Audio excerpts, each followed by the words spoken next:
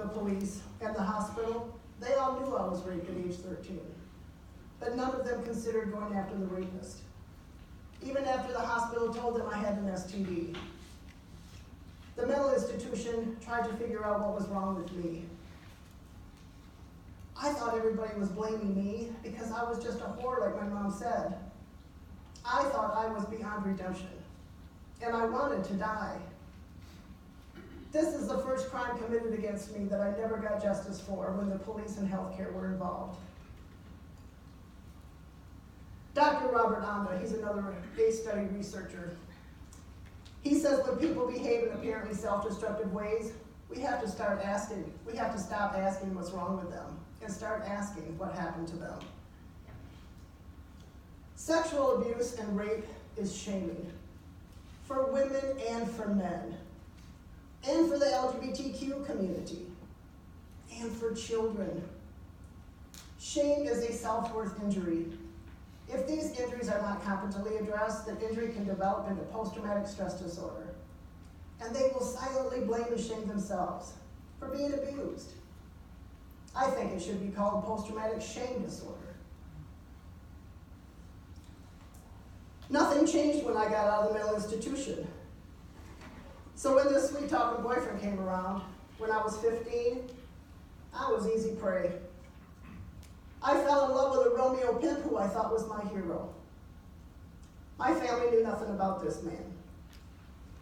After several months of dating my hero, he very cleverly tricked me into walking right into a gang rape.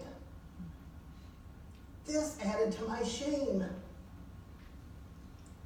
This was the beginning of 18 years of being trafficked. He forced me onto the street and he beat me on a regular basis. He introduced me to heroin when I was 16 years old, and I fell in love with it. It altered my reality. I formed a trauma bond with him. By the time I was 17, I was drug addicted. I had a lengthy police record, and I was a high school dropout. I knew my family wasn't proud of me. How could I be proud of myself? I carried a heavy load of shame for years. I took all this shame and confusion with me into adulthood at age 18 and beyond because I was suffering from relational poverty. This is a term that I learned from Dr. Bruce Perry. He's a great teacher. He's a children's mental health researcher. In adulthood, I do not claim that I was a victim 100% of the time.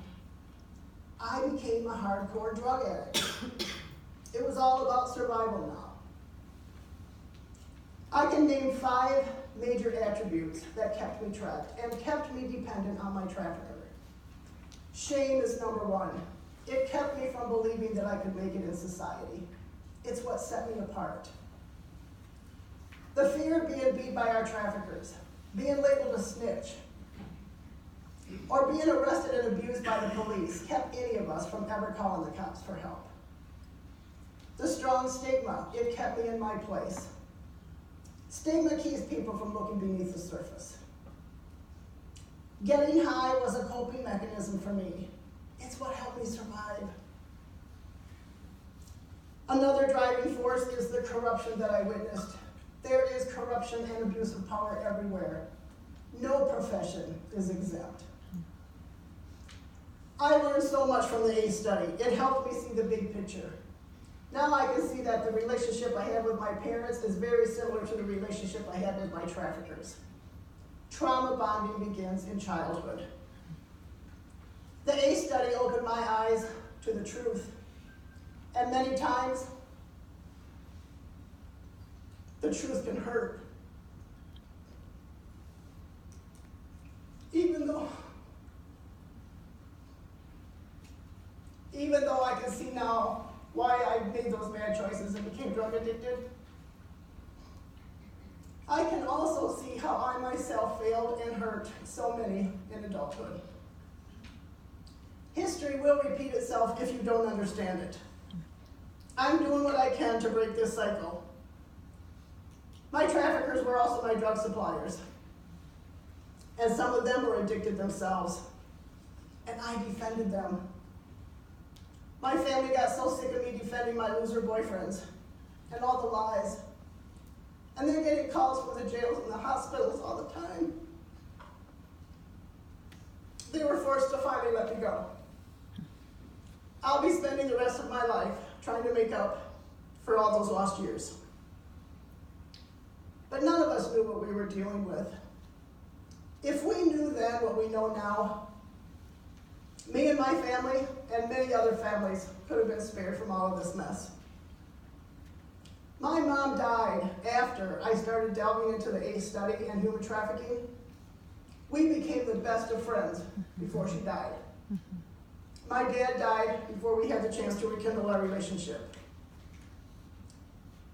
It was my family's forgiveness that got the forgiveness ball rolling for me. It helped me forgive myself, which is what I really had to do to move forward. My main message is, abuse is passed down from generation to generation.